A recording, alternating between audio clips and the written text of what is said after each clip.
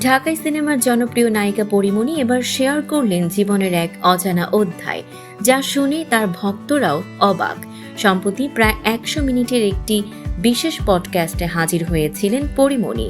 সেখানে ক্যারিয়ার ও ব্যক্তিগত জীবনের নানা না বলা গল্প উঠে আসে।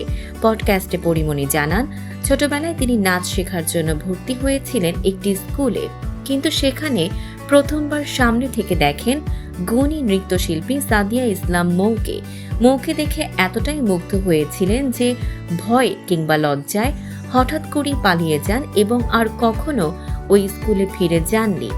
আলোচনায় নিজের জীবনের পরিবর্তনের কথাও খোলাখুলি বলেন এই নায়িকা। পরীর ভাষায়, এখন আমি অনেক ভেবে চিন্তে কাজ করি, যেটা আগে করতাম না। সন্তানদের জন্যই আমার জীবনে এই পরিবর্তন এসেছে।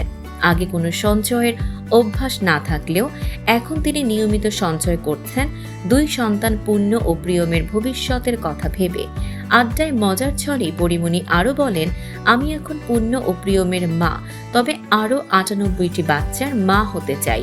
মোট 100 বাচ্চার মা হয়ে ওদের দেখাশোনা করতে চাই।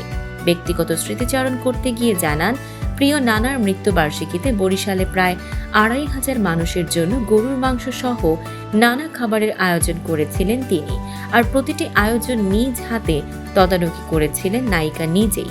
সব মিলিয়ে এই পডকাস্টে ভক্তরা পেলেন এক ভিন্ন রূপের পরীমণিকে, যিনি শুধুই নায়িকা নন, দায়িত্বশীল মা এবং আবেগপ্রবণ মানুষও।